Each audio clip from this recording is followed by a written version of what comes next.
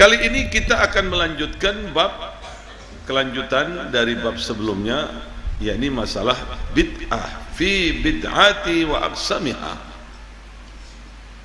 Masalah yang berhubungan dengan bid'ah dan pembagian-pembagian bid'ah itu sendiri. Karena apabila kita tidak mengetahui hukum yang benar,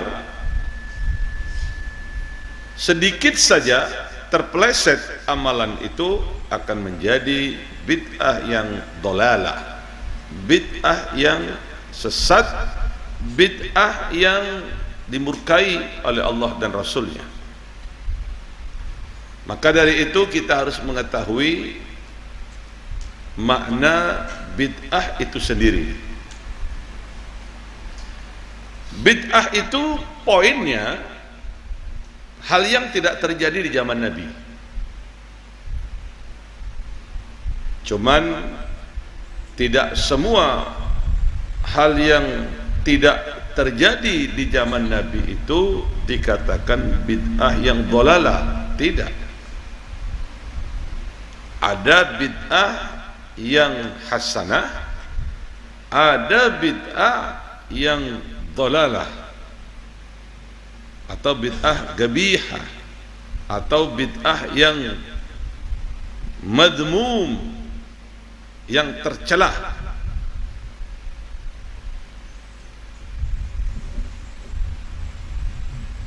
Adapun bid'ah yang hasanah, perhatikan ini penting, bid'ah yang hasanah, bid'ah yang baik, yang kita ini boleh melakukan itu. Bahkan dalam segi hukum yang lain, bid'ah itu ada tahapan-tahapan hukum di dalamnya. Ada bid'ah yang wajib kita melakukan, ada bid'ah yang makruh, ada bid'ah yang mubah, bahkan ada bid'ah yang haram. Ya, bid'ah yang baik itu yang menurut para imam-imam yang telah diberikan petunjuk oleh Allah Ta'ala, yang mimma yuwafiqul kitab was sunnah, yang hukumnya itu ada dalam Al-Quran dan sunnah Nabi, yang tidak berseberangan dengan Al-Quran dan sunnah Nabi, asli dari hukumnya. Nanti kita akan membahas supaya lebih kita berataan memahaminya.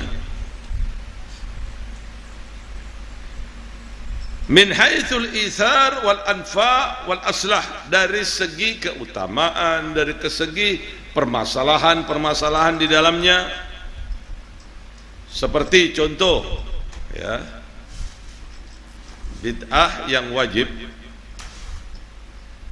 seperti contohnya belajar ilmu nahu. Ilmu nahu ini tidak ada di zaman Nabi.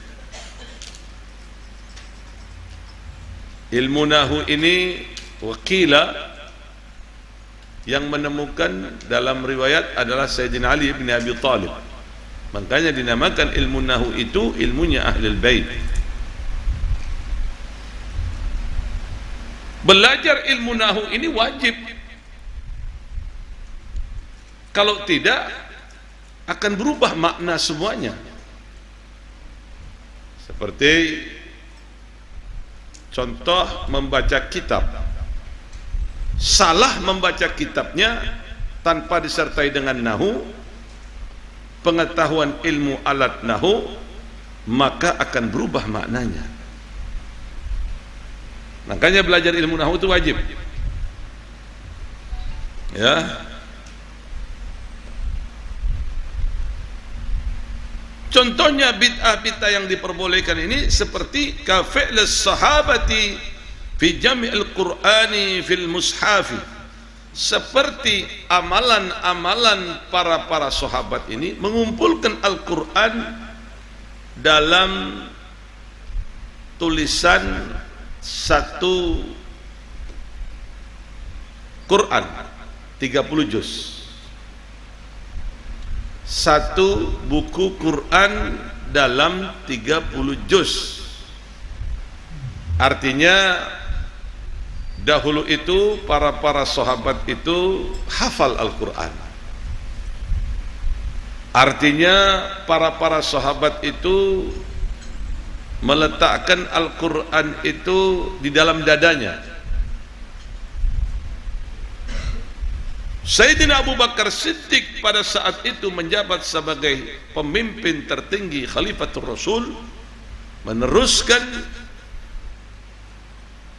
kepemimpinan setelah Nabi Muhammad, melihat maslahah ini penting.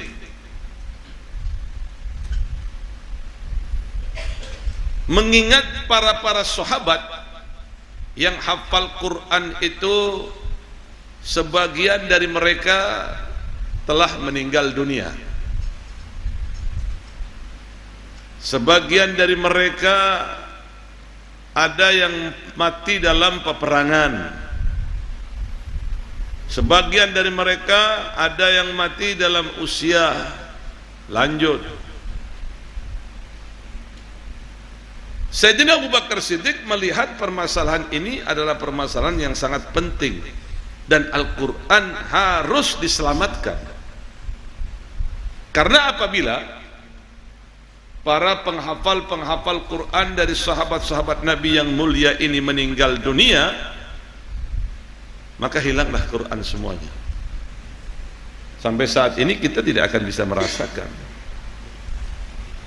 dikumpulkannya para sahabat, pakar ilmu para sahabat yang mempunyai keutamaan yang sangat luar biasa. Di situ ada Sayyidina Ali bin Abi Thalib, ada Sayyidina Umar, ada Abdullah bin Abbas, ada ya para pembesar sahabat-sahabat yang lain berkumpul untuk memastikan 30 juz ini dengan tulisan yang sama. Lalu para sahabat ini mufakat, para sahabat ini setuju Al-Quran itu disusun sesuai dengan turunnya wahyu kepada Nabi Muhammad sallallahu alaihi wasallam yang sekarang ini kita baca 30 juz secara sempurna. Itu sudah benar. Nah, ini bid'ah. Di zaman Nabi para sahabat itu hafal Quran. Dan ini bid'ah, bid'ah yang baik, maksudnya hal yang baru yang baik yang berdasarkan hukum syar'i, berdasarkan dari hukum agama,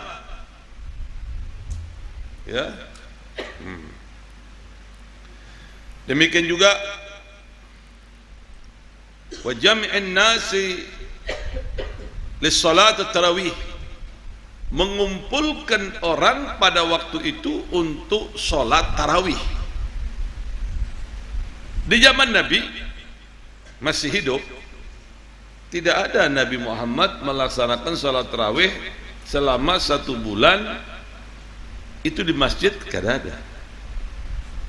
Yang ada Nabi itu melaksanakan 2-3 kali melaksanakan salat tarawih di masjid, kemudian selanjutnya di rumah. Berarti kan salat tarawih di masjid itu ada dalilnya. Nabi pernah melakukan salat tarawih di masjid. Nabi meninggalkannya bukan tanpa alasan, melihat bahwa amalan-amalan sunnah yang menyamain wajib itu adalah salat tarawih.